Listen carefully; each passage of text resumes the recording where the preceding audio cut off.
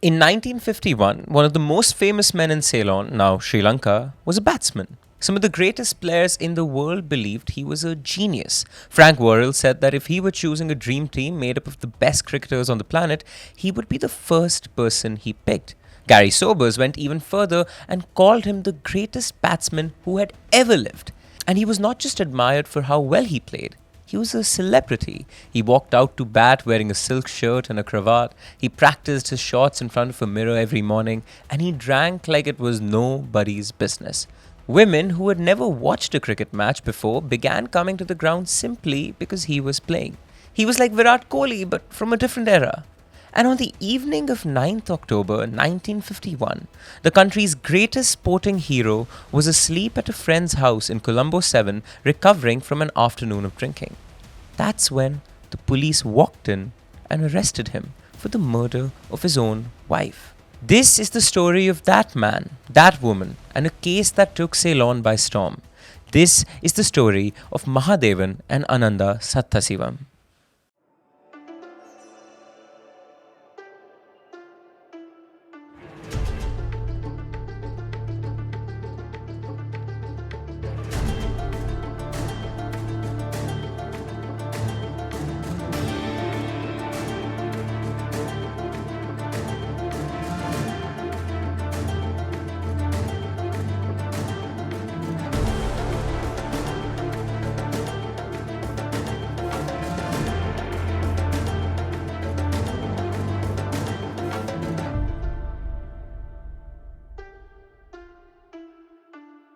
Hi everyone, welcome to the Desi Crime Podcast, a show where we dive deep into some of the craziest stories from around South Asia. I'm your host Aryan. And I'm Aishwarya. And the case that I have for you today is not your typical cricket crime that involves corruption. It's a cricket crime that involves a murder that shook Sri Lanka. Aishwarya, you make me go see horror films, much like you did this week.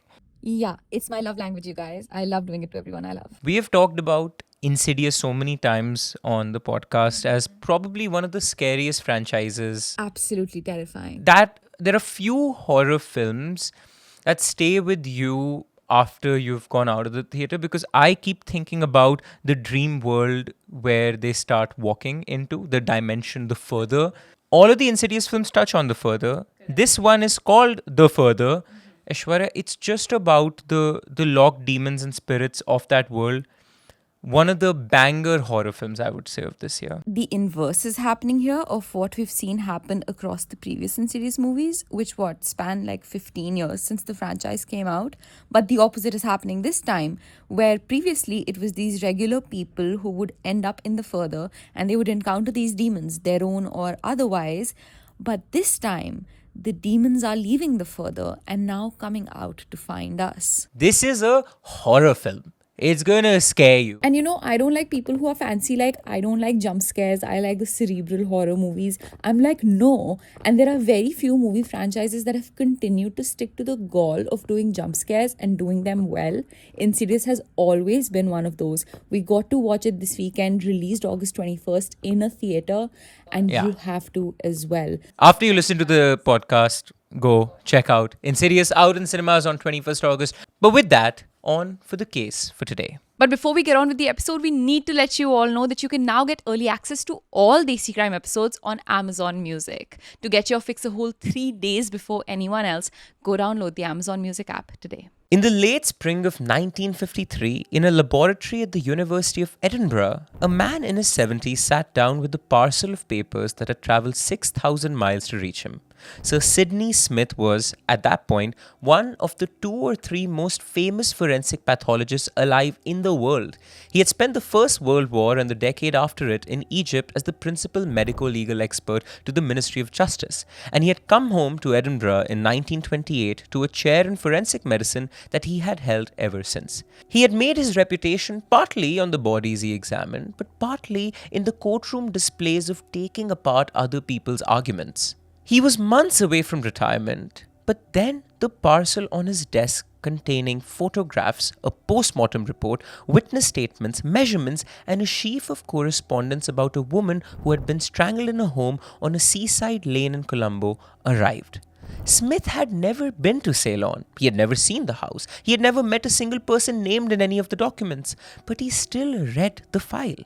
And then he did something that sounded to a lot of people like a parlor trick. He literally rebuilt the room of that Colombo house where the body was found. Not on paper, physically, like a set in his laboratory, working from the measurements he had been sent. He was interested in one injury above all the others. You see, the post-mortem had catalogued the marks on the dead woman's body by number, and one of them, a contusion on her back, sat in a place that did not make complete sense. So Smith worked backwards from the bruise. He asked what would have had to exist in that room for that particular mark to appear on that particular part of a woman's body. His answer was too specific. Something hard and small and fixed. A nail or a projection of wood or metal. On a wall in the kitchen perhaps, roughly 3.5 feet above the floor. He wrote that down.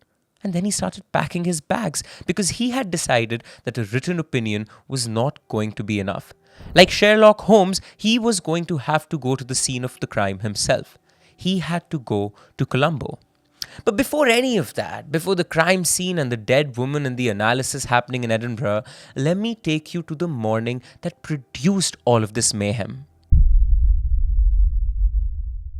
Bambalapitiya, Colombo 4. The beautiful southern coastal neighborhood of Colombo, Sri Lanka. It's the 9th of October, 1951. St. Albans Place was an unpaved seaside lane of about 10 or 12 houses running down towards the sea, and it had a peculiarity that people who lived nearby used to joke about. All the houses were on the left-hand side, all of them looked identical, and visitors regularly walked into the wrong garden. On the right, there was a low wall, and beyond the wall, the railway line. And beyond that, a large private property that stretched all the way to Station Road. House number 7 was called Jaya Mangalam. It was a 2-story home with a garden at the front, a swing in the garden, a kitchen at the back, and a garage adjoining the kitchen through a narrow doorway. A beautiful home that belonged to the woman who lived in it. A woman named Paripuram Anandam Sathasivam. Ananda to her family. She was some 30 years old, 40 kgs in weight, petite, the mother of 4 daughters, and she was, that morning, 4 weeks into a divorce action against her husband. Her husband was in the house with her though at this point. He had arrived at about 1 o'clock that morning, and she had opened the front door and let him in before heading back to sleep. So by the time the sun came up, there were 8 people at Jaya Mangalam. Ananda, her husband, their 4 girls, the eldest around 10, the youngest around 3, their family's long-time house help, a woman named Podiyami, who looked after the kids, and another house help, a boy called Heva Marambage William, who had been working in that house for 11 days at this point. Here is what is not disputed about the next few hours, not by the police, not by the defense, not by anyone who has ever written about this case. At around 8:15 in the morning, a cab from the Quickshaw service, a great name for a Uber competitor, came down the lane as it did every school day to collect the 2 older girls and take them to St. Bridget's Convent School. Podiyami went with the girls in the cab to school, with Ananda stepping out to see them all off. She was, at that moment, alive, well, and reading the Ceylon daily newspaper. She said goodbye to her daughters, the cab pulled away by 8:15, and then stepped back inside her home. That, unfortunately, is the last thing anybody can say about her with total confidence. So at this point, we have 5 people left in the house. Ananda, her husband, and the 2 little ones, aged 3 and 4, who went out into the garden to play on the swing. And in the kitchen at the back is the male house help, Heva William, who started cooking the midday meal. He put the rice onto the boil at around 9 a.m. He cleaned and cut the 2 vegetables, drumsticks, and ash plantain. Then he took a coconut and began to scrape it. Getting that far would have taken him about 20-30 minutes. And somewhere in there, in that ordinary home, on an ordinary Tuesday morning, the thing happened that the episode is about. Somewhere in there, either in the kitchen or perhaps an hour later in a bedroom upstairs, or maybe in neither of those places at all, somebody put their hands around Ananda Sathasivam's throat and held them there until she stopped moving. There is this confusion on location and timeline because the 2 versions of that morning are separated by about an hour, and that hour is the whole case. But we'll get back to it. Just know that everything you're about to hear from this point forth, 58 days in the Supreme Court, a forensic expert flown out from Scotland, a knighted Inspector General of Police running a murder investigation personally, a conditional pardon, and a jury deliberating for 64 minutes. All of it comes down to a single question. And that question is, was Ananda Sathasivam alive at 10:30 a.m. that morning? Because at some point that morning, both of the men in that house left it separately and neither of them came back. And the two little girls got tired of the swing and went inside, which is when they found their mother lying on the floor downstairs. That was strange because if she was going to be asleep, she should have been asleep upstairs in her bed. When they called out to her, she did not answer them. When they touched her, she did not move. So they decided, the way children do, that mummy must be unwell, that she had a fever and had laid down. So they went back out to the garden and got on the swing again and played there for the rest of the morning and for most of the afternoon in an empty house with a dead body until the laundryman found her. He came to the house at around 3:30 in the afternoon, by which point she had been lying there for something between 5 and 7 hours, and he raised an alarm. A house help from a neighboring house came over. Then a neighbor, a woman named Yvonne, came in and looked for herself and went to the telephone and called the police. She did not have to wait long because the police station was right next door. A constable was there within about 5 minutes. Almost immediately behind him came the two older girls and the female house help who had left with the girls for school. And then, over the following hour, came more police, and then a crowd that gathered outside, and then something that set off an alarm for everyone, because it was not normal. The Inspector General of Police for the whole of erstwhile Sri Lanka, or Ceylon, arrived at 7 St. Albans Place in person. This is what he, the head of the police, found inside. Ananda Sathasivam was lying on her back, stretched out onto the concrete floor of the garage, the room that opened off the kitchen through a narrow doorway. She was wearing a petticoat and a sari with fresh marks on her throat. There were, in the end, more than 20 separate injuries catalogued on her body, and they were numbered, with one of them, number 18, eventually deciding the case. Her jewelry was gone, a ring, 2 gold bangles, and her thalikodi, the necklace a Tamil woman is given by her husband on her wedding day, and one that she does not take off. A purse had also been taken from the wardrobe upstairs and emptied. And then there were the 2 objects that nobody has ever been able to explain to anybody's satisfaction. The first was a wooden mortar, the heavy kind you use for pounding spices and grain, a solid, cumbersome thing that you would have to make a deliberate decision to move. It had been placed on her neck. The second was a hand mirror. It had been fetched from a bedroom upstairs and left near the body. There is only one thing anyone has ever come up with for why you would carry a mirror down a flight of stairs and hold it near the face of a woman lying on the floor. You do it to see whether the glass fogs. You do it to find out whether she is still breathing.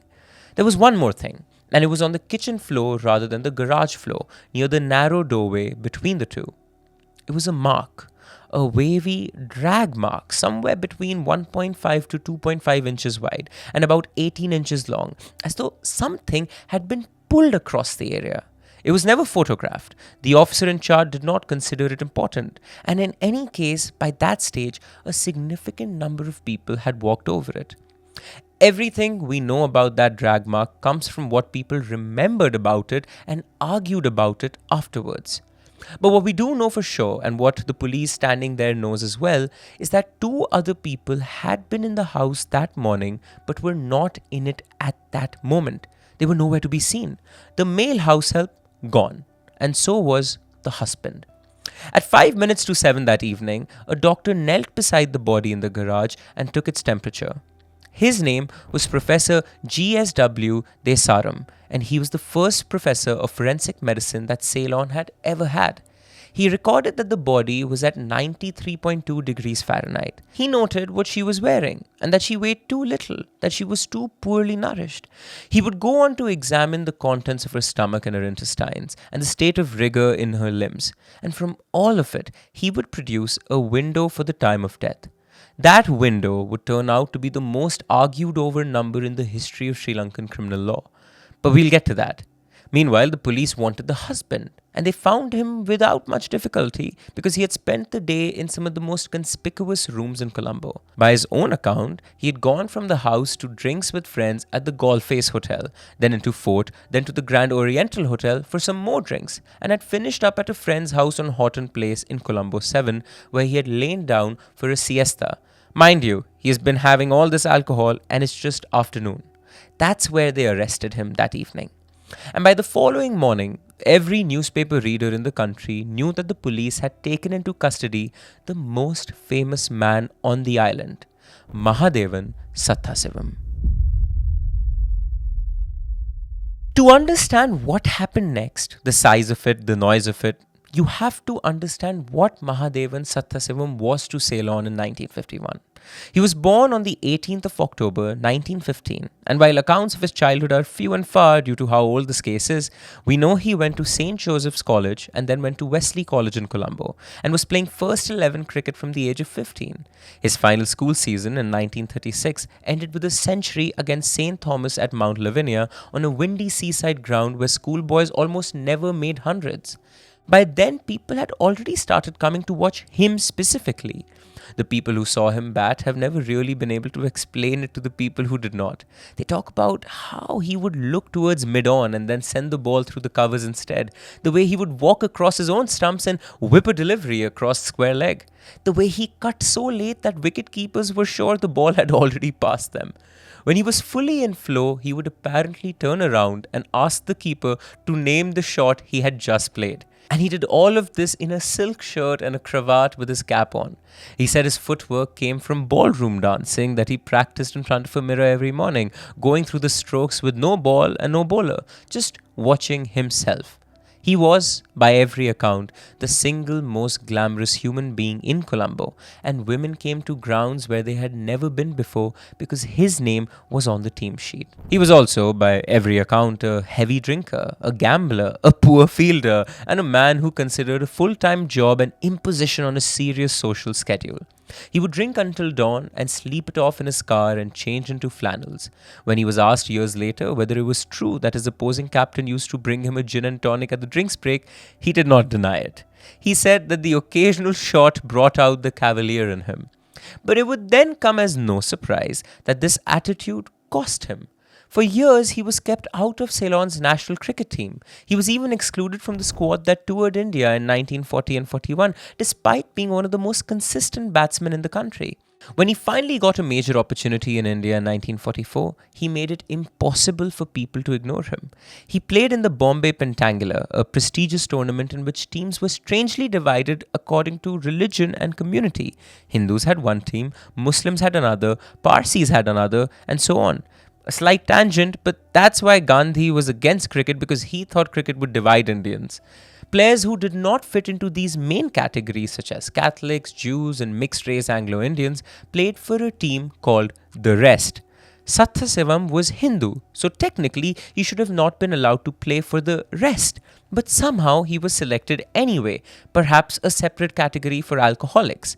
And in his very first class match, the highest level of domestic cricket, he scored a century against the strongest bowling attack he had ever faced. He did it while batting alongside one of India's greatest cricketers, Vijay Hazare, after whom the Hazare Trophy is named. Then, in March 1945, he made 111 runs against a visiting Indian side containing Lala Amarnath and Vinu Mankad. Mankad is the cricketer after whom the Mankad style of taking wickets is named. And he saved that match for Ceylon that day. Then, in February 1947, he went to Madras and played what a great many people have called the finest innings ever seen at Chepak. He had arrived in the city without a bat and went to A.G. Ram Singh's sports shop and just bought one off the shelf. As Sathasivam walked out to bat, a spectator made him a deal. If he scored a century, 100 runs, he would give him a bottle of scotch, and of course, Sathasivam agreed. By the end of the day, you wouldn't be surprised to find out that he scored 134 runs, so the spectator kept his promise and handed him the bottle. But he then raised the stakes. If Sathasivam could turn that score into a double century, 200 runs, he would pay for him to spend a week in Bombay. Sathasivam accepted the challenge and disappeared into the night with his bottle of scotch. The next morning, his roommate and teammate, wicketkeeper Ben Navaratne, woke up to find his bed empty. When Sathasivam finally returned, Navaratne had to push him into the shower and get him down to breakfast. Keep in mind, what I'm describing is a test match, not a one-day game. So the double century target could have been achieved on day 2 or day 3 of the game. So that's how drunk and hungover the lead batsman of a side was the morning of the game.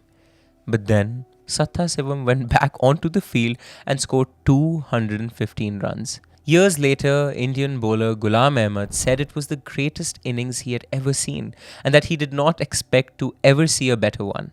By 1948, Sathasivam's talent was impossible to ignore. Clearly, Sathasivam was becoming an iconic cricketer of his era. Now, I'm going to bore you with a couple more cricket nerd facts so I can understand why non-cricket listeners will find it boring. But just bear with me for maybe, I guess, a minute more and then we'll get to the case. That March of 1948, Don Bradman's famous Australian team stopped in Colombo to play a match against Ceylon. Before the game, the local cricket clubs had to vote on who would captain the Ceylon side. The expected choice was an older, Oxford-educated, shrewd cricketer, but the clubs chose Sathasivam instead. And then 2 years later, in 1950, he played what some call the greatest innings of his career. You see, the match took place in Colombo during heavy rain on a damp pitch that made batting extremely difficult and gave the bowlers a huge advantage. Ceylon's entire team managed to score only 153 runs. Sathasivam alone scored 96 of them. His performance was so extraordinary that West Indian legend Frank Worrell later said that if he were choosing a team made up of the best players in the world, the first name he would write down would be Sathasivam of Ceylon. Now hold all of those cricketing nerdy facts in one hand and come back to the fact that that was the man the police arrested on the evening of 9th October 1951 after his wife was found dead inside their Colombo home. Try to picture one of the current Indian cricketing legends being arrested for the murder of their wife. That's how big that piece of news was for Ceylon. Now, let me tell you about his wife, about the woman on the garage floor, because almost everybody who has ever written about this case has treated her as a plot point, and that's not what she was. Paripurnam Anandam Rajendra was the younger daughter of Mr. and Mrs. Ramanathan, who lived in Horton Place, Colombo 7. That is one of the best addresses on the island, and it was hers because of who her grandfather was. Her grandfather was Sir Poonambalam Ramanathan, lawyer, legislator, Solicitor General of Ceylon, and one of the towering figures of the constitutional struggle against British rule. Ceylon's first Prime Minister is said to have called him the greatest Ceylonese who has ever lived. Ananda was born into that. She was Colombo Tamil aristocracy of the most established kind. She and Sathasivam registered their marriage on the 9th of February 1940 with the Hindu ceremony following in 1941. On the marriage certificate in the space for the groom's occupation, Mahadevan Sathasivam gave his profession as broker. Soon enough after that, 4 beautiful daughters followed and the marriage went wrong almost immediately. In October 1944, 4 years in, there was a divorce action. It was he who filed it. Relatives got involved, differences were smoothed over, and in December of the same year, the action was withdrawn and they went back to living together. But then, 5 years later, in 1949, she made a decision that tells you a good deal about where things stood. She sold her dowried half share of her parents' house in Horton Place to her sister, who owned the other half, and with the money, she bought a house of her own. Jayamangalam, number 7, St. Albans Place, Bambalapitiya. Not their house together as a couple, hers, Ananda's house. Now, while she went and got herself another house, her husband went and got himself another woman. By 1950, Yvonne Stevenson, a young English woman of Dutch-Polish descent who had worked for a few months at a Colombo firm, had entered the picture. She and Sathasivam had formed what the newspapers of the period liked to call an attachment. Yvonne's position, as it was later described, was straightforward. If he wanted the relationship to continue, he was going to have to end the marriage legally. which put him in a bit of a situation because ending the marriage legally was the last thing on earth he wanted. Understand his actual position in 1951. He had no employment, he had 4 children, he lived, at least when he was in Colombo, in a house that belonged to his wife, funded by property that had come to her from her family. Yes, he is a famous cricketer. Yes, he is prestigious. But he's not a cricketer to an IPL team and making a ton of money. And I'm also guessing like it's really hard for us to imagine a cricketer of that stature actually being described as unemployed, being at the mercy of his wife's home and money that comes from his wife's parents. But I'm guessing 1951 cricketing world was a lot different than the world we see now. The televisation of cricket and what happened with it years later. Even before the televisation of cricket, this is one of my favorite facts about English sport. Sports that have originated from England have typically been construed by the bourgeoisie, the aristocracy of Right, England. something like croquet and polo and whatnot. Croquet, polo, even football to a large degree, right? At least polished in the States, in UK.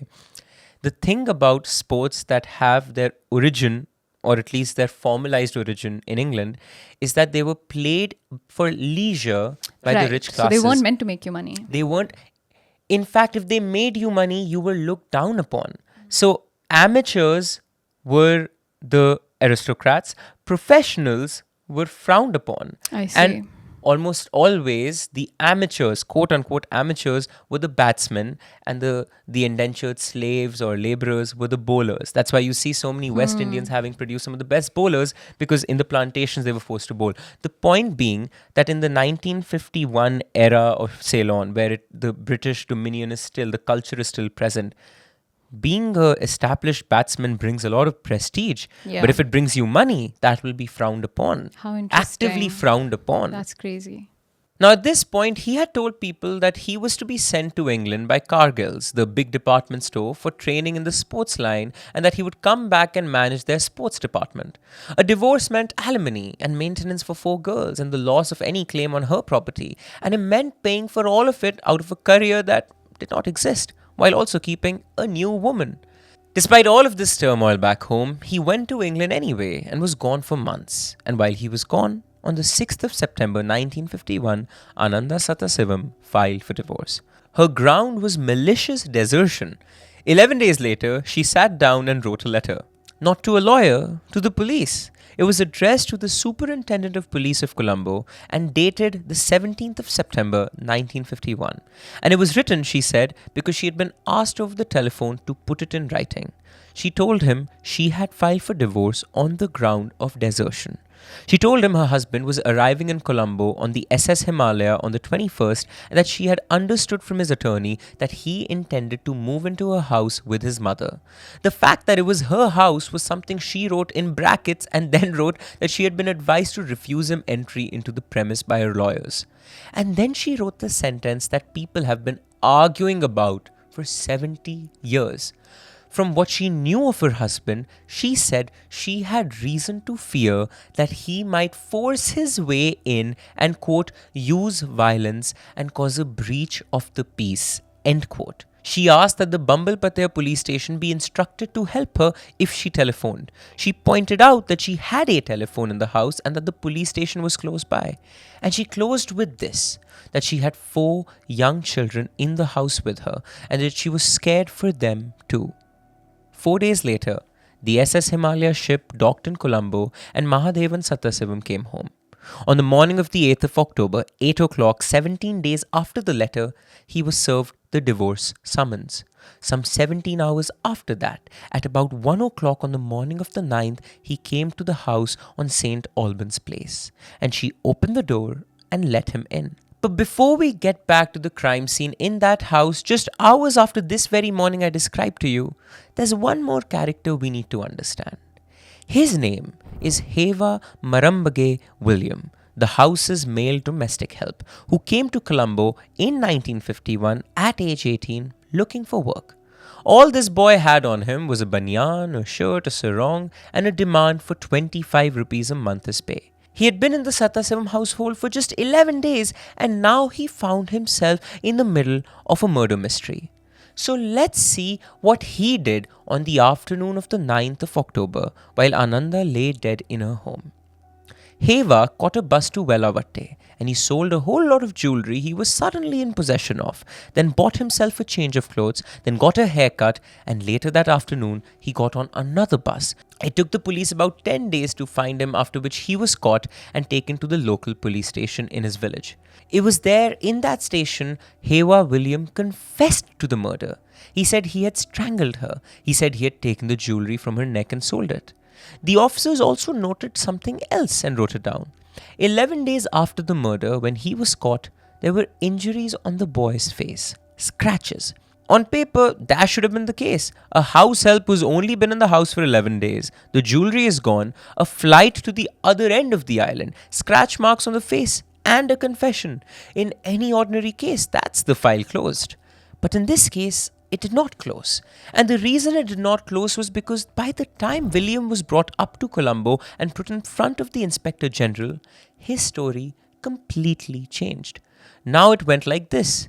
He was in the kitchen a little after 9:30, scraping the coconut, when the master of the house, Mahadevan, came in, took him by the arm and pulled him towards the stairs. On the way up, Mahadevan told him he had a job for him, and the job was to kill his wife. William said no, said he would leave the house immediately that day without even the 11 days' pay he was owed, but he wouldn't kill Ananda. But Mahadevan promised him more money and jewelry and pulled him into the bedroom anyway, where Ananda was sitting on the bed.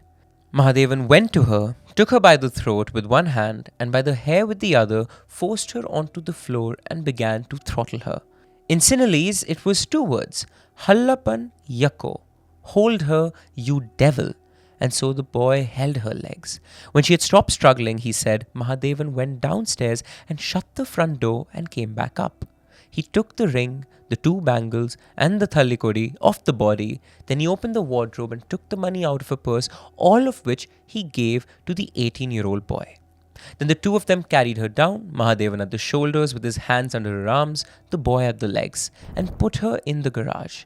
And then William picked up his shirt off the kitchen floor, walked out through the garden, said goodbye to the 2 little girls on a swing, and ran for his life. That was his story. And from the moment it was made, the Ceylon police had a suspect who was not a young house help. It was a world-class cricketer. And so naturally, the investigation reorganized itself around Mahadevan Sathasivam. The magistrate's court inquiry took 3 months. Both men were charged with murder. Both gave accounts. Sathasivam's account from the beginning and without variation was that he left the house at about 10:30 in a taxi, that his wife was alive and well when he did, and that he heard she was dead many hours later that evening while he was resting at a friend's house in Colombo 7. On the 16th of October 1952, both men were committed to the Supreme Court for trial. And on exactly the same day, the Attorney General's Department did the thing that has been argued about ever since. It granted Heva Marambage William a conditional pardon and turned him into a witness for the Crown. The condition was that he tell the truth about what happened in that house. The effect was that the second accused walked out of the dock and into the witness box, and the case against the first accused now rested on the word of a self-confessed participant in the killing, a man who had, in the police station in Mathura, said he did it all himself. Aishwarya, I'm all for co-conspirators turning witness for the state or getting a pardon or getting a lower sentence if they help crack a case, right? But that varies from conspirator to conspirator. And case to case. Case This is to a case. conspirator who confessed to the crime. This is all a by conspirator that himself. has 50% of the actual crime to his name. He had all the jewelry on This him. is not a mole in a... No. This is the conspirator on whom more evidence points, more hard evidence points, Correct. not motive, but hard evidence points than the other. You can't just give him, let alone a lowered sentence, you're giving him a pardon. Of course he's going to take it and run with it. Absolutely. The police's job in a case like this and what they usually do historically is get the smaller conspirators to pinpoint to the larger one Aishwarya, that they want to take. it's called a rat for a reason. Right. You're not the lion who's roaring. You're the rat. Correct, you are the rat. You're the messenger that is communicating stuff between the mafia bosses. You're not the mafia boss. Right. The mafia Absurd. boss, and if a mafia boss gets turns witness for the state, he's not getting a full pardon. No. And to set the mafia boss free and then take his little eeny meeny minions and put them behind bars on silly. his testimony is really silly. And which is not to say Mahadevan shouldn't be in prison too if he did it. It's just this completely skews the dynamic Yeah, of the court exactly. itself. When all of this was happening, Mahadevan Sathasivam waited, not on bail, but in Vellikada prison for 20 months. But he was not forgotten in there. The country talked about almost nothing else. His friends came, and on the 30th of March 1953, the Australian all-rounder Keith Miller, one of the most famous cricketers on earth, walked into a Colombo remand prison to visit him. It was also said that Frank Worrell cabled him to say he should hire the best lawyers in the country and that Worrell would pay for it himself. And he did get the best lawyer in the country. He got Dr. Colvin R. De Silva, a man who was a member of parliament for the Lanka Samaj Party, an ardent follower of the Russian revolutionary Leon Trotsky, and quite possibly the finest criminal advocate the island has produced. And then the trial began. So the stage was set for an immaculate trial. But before a word of evidence was even heard about how Ananda Sathasivam died, Justice Gratian had to decide what the jury would be allowed to know about her life. On the 24th of March 1953, he delivered two rulings. Both were reported and both are still taught. If you've been to law school in Sri Lanka, you have read The Queen versus M. Sathasivam. The first was technical and it went the defense's way. At the magisterial inquiry, Mahadevan had done something risky. He had elected to give sworn evidence and be cross-examined long before his trial. The Crown now wanted to read out only selected extracts of that testimony, the passages containing admissions helpful to the prosecution. Mahadevan's lawyer obviously objected. All of it or none. And the judge agreed. The judge said that if a man voluntarily submits himself to cross-examination at the earliest opportunity the law allows, the value of that has to count both ways, for defense and prosecution. But the second ruling was about the letter. The Crown wanted to put in the letter Ananda Sathasivam wrote to Superintendent Dissanayake on the 17th of September, the one where she said she feared her husband might use force and use violence and asked for police protection and mentioned her 4 young children. In the papers, it was Exhibit P24.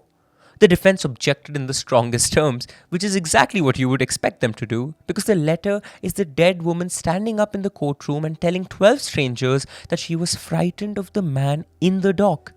And Judge Gratian ruled it out. His reasoning was careful and in strict law orthodox.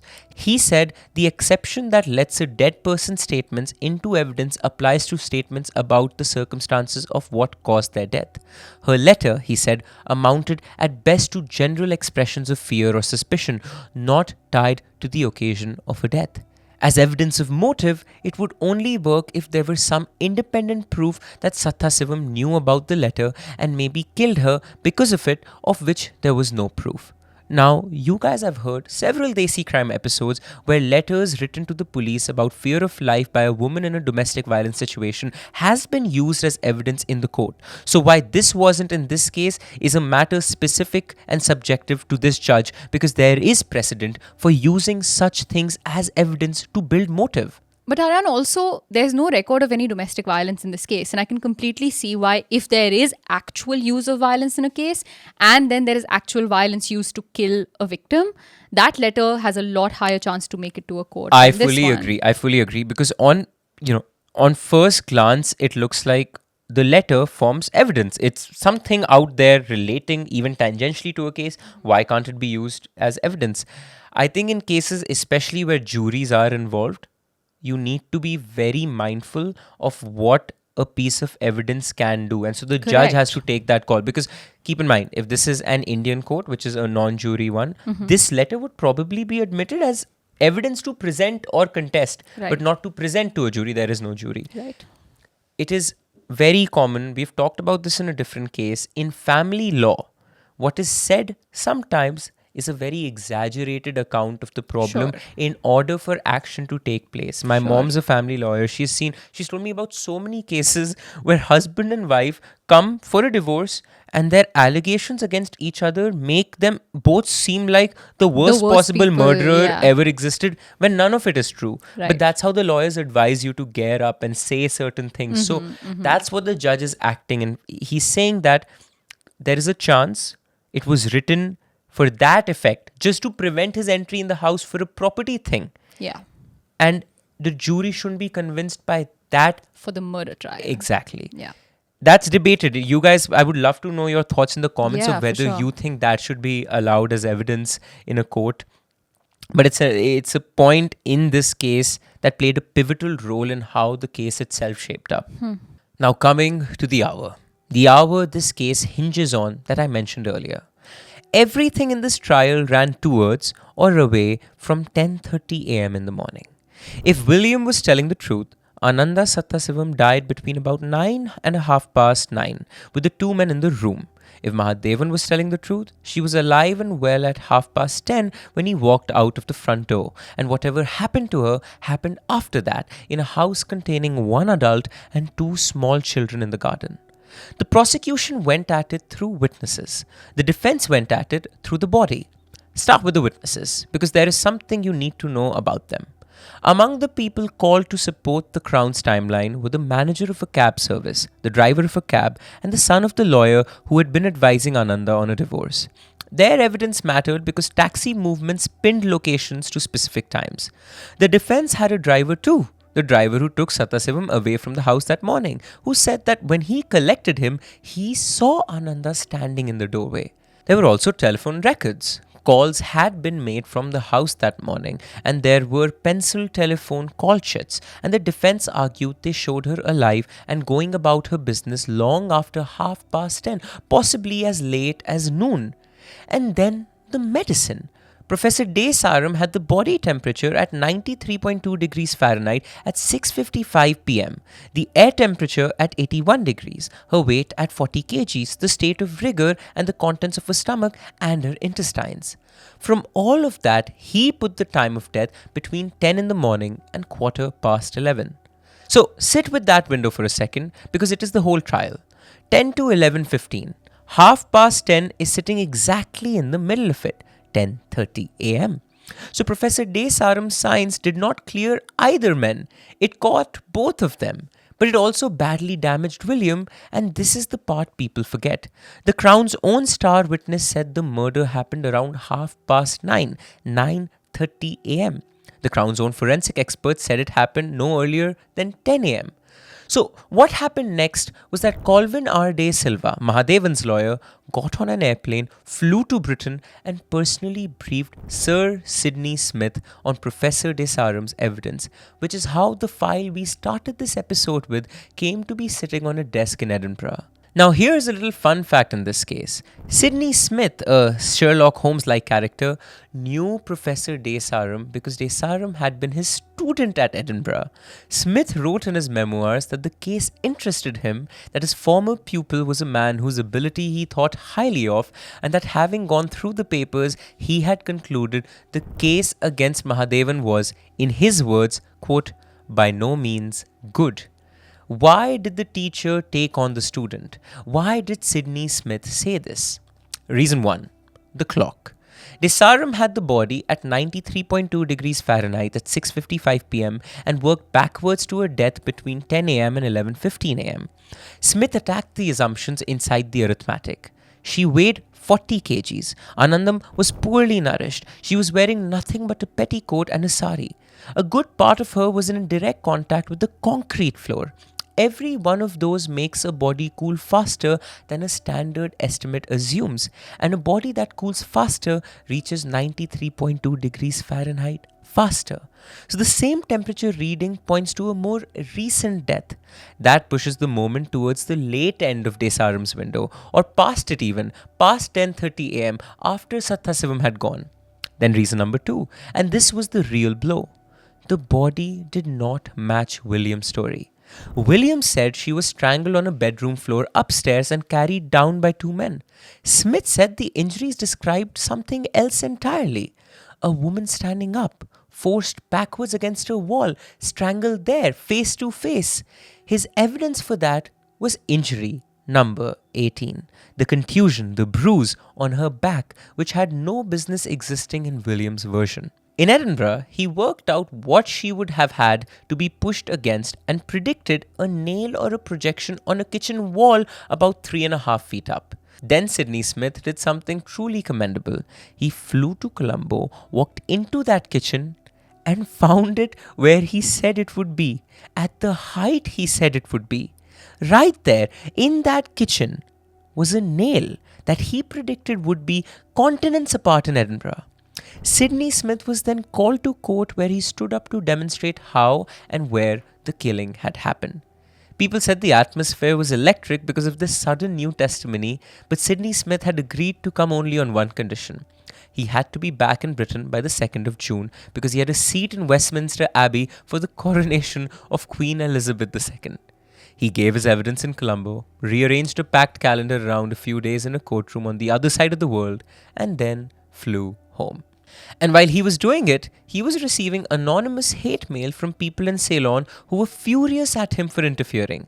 One writer wrote to say they were praying his aeroplane would come down before it landed. It did not.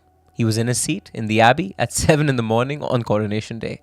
But regardless of Sidney's departure, from that point onward, the case for Mahadevan kept getting stronger, while the Crown's witness looked worse and worse, and the rest of the physical evidence lined up behind it. The scratches. William had scratch marks on his face that were still visible 11 days after the murder. This is what a face-to-face strangulation produces, a woman clawing at whoever is in front of her. The police examined Mahadevan and Sathasivam's body. He was not scratched. He was not bruised. There was not a single mark on him. And then there is the coconut, an odd piece of evidence in any courtroom, but a pivotal one in this one. William said he had been scraping a coconut in the kitchen that morning and stopped when he was interrupted. Coconut shards were found embedded in the dead woman's jaw. That is very hard to explain if she was killed in an upstairs bedroom and carried down. Then there is the drag mark, one wavy line 18 inches long. Two men carrying a body between them, one at the shoulders and one at the legs, does not leave anybody dragging and hence doesn't leave any drag mark. A single wavy mark is what you get when one person carries a body alone and one leg slips out of their grip and grazes the floor, which is precisely what Smith suggested had happened. Then you have the mortar, which was even harder to explain. The judge himself said he could not explain why it was there. One reading offered decades later by the journalist Stephen Prince is that it was never a weapon at all, but a piece of staging, a heavy, obvious kitchen-shaped object placed on the body to make the crime look like the work of somebody whose world was the kitchen and the pantry. The mirror was even harder to explain, and it cut the other way. Somebody carried a hand mirror down from a bedroom to check whether a woman was still breathing.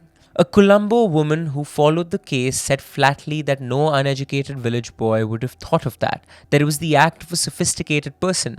You can hear the class assumption sitting alongside the sentence, but it is also true that nobody has ever produced a better explanation. The trial ran 58 days, and on the 25th of June, in 1953, the jury retired and they were out for just 64 minutes. Deliberation that spanned 1 hour, 4 minutes. When they returned, their verdict was unanimous. Not guilty. Justice Gratian turned to the man in the dock and told him that on the verdict brought to you by the jury, you have been found not guilty. Quote, you are now free. He also used his summing up to say something the police did not quite enjoy. He criticized the conduct of the Ceylon police in the investigation severely and publicly. And then 3 of the witnesses who had given evidence for the prosecution, the manager of a cab service, a cab driver, and the son of Mrs. Sathasivam's legal advisor, were prosecuted and sentenced to prison for perjury. Mahadevan and Sathasivam walked out of the Supreme Court at Hulsdorp into sunshine and photographers and a crowd of cheering people after 20 months in Vellakada prison. And every ounce of suspicion that came off him landed in that same instant on a young man sitting in another part of the same courtroom. So here's where the verdict landed everybody involved in this case. For Heva William, the verdict did not convict him. It could not, even though he was the man on whom all the aspersions were cast throughout the trial. It was not his trial. He was not in the dock, and his conditional pardon prevented him from being prosecuted. And so he was sent home. The state gave him a railway ticket and put him on a train south. He was 21 or 22 years old at the time. He had come to Colombo 2 years earlier for a job at 25 rupees a month, and he was going back with a national reputation as a liar and a murderer, and no court in the land willing to try him for it. You cannot appeal against a verdict in someone else's trial. There was nothing to appeal against. There was just a country that had decided. He got a job at a rice mill on the southwest coast, working a rice hulling machine. He did that for the rest of his working life. As for Mahadevan and Sathasivam, he left the country. 2 months after his acquittal, in August 1953, he married Yvonne Stevenson at the registrar's office in Kensington, London. She was 35. They had 3 more children, and by every account, the 7, her 3 and Ananda's 4, were raised together as one family, and all 4 girls from St. Albans Place got a second mother who was good to them. His cricket did not end either. In 1953, he made 153 not out for a Ceylonese side against the Indian Gymkhana Club in England. In 1955, he made 206 not out in the NCC ground in Colombo, which was the last century he ever scored on that island. In 1958, he moved to erstwhile Malaysia and took work as an insurance agent, after which he captained Singapore and then he captained Malaysia. In 1951, he led the Malaysian team against Bradman's Australians in Singapore, which made him one of the very few men in the history of the game to have captained 3 national teams.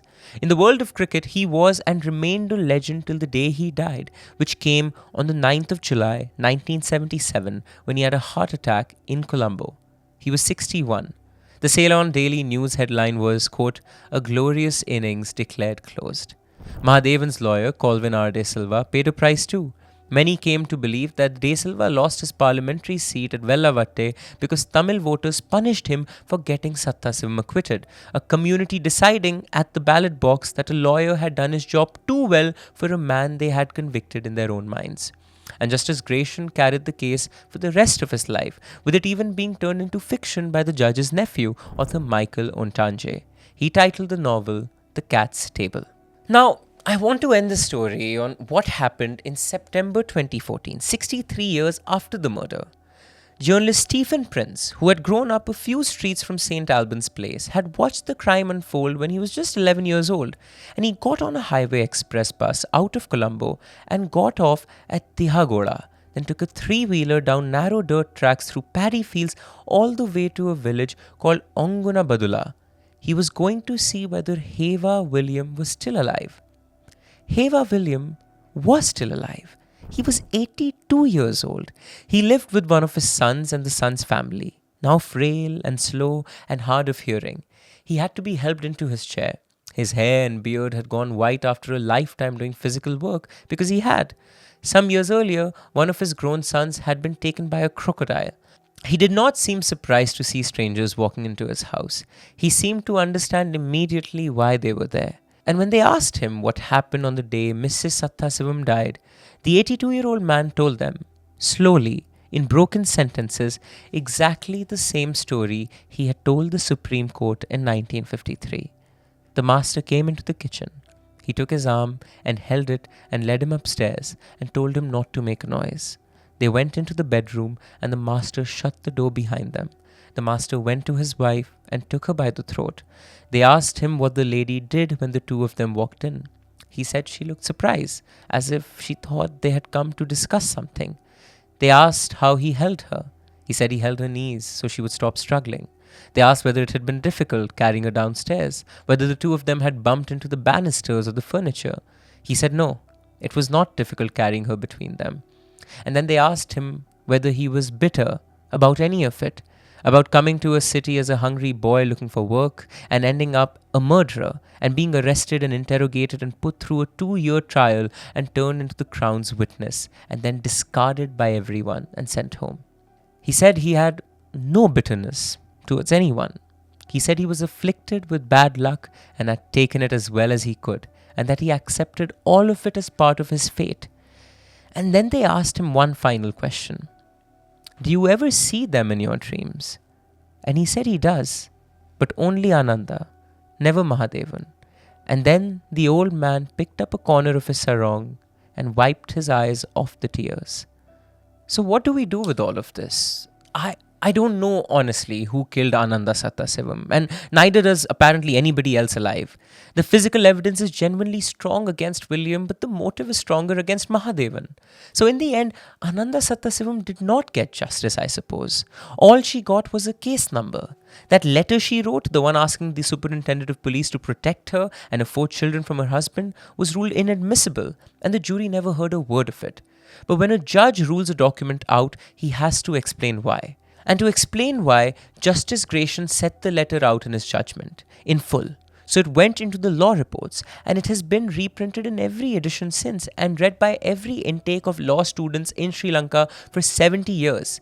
And it now sits on a government website where finally everyone can read it. If you like what we do here at Desi Studios and absolutely love what we're wearing today, this is merch you can go buy all for yourself. You can buy this Desi Crime merch in our YouTube store on the link down below at Karak Merch. Keep the engines at Desi Studios rolling so we can pay our videographer right behind the camera to make these amazing episodes just for you.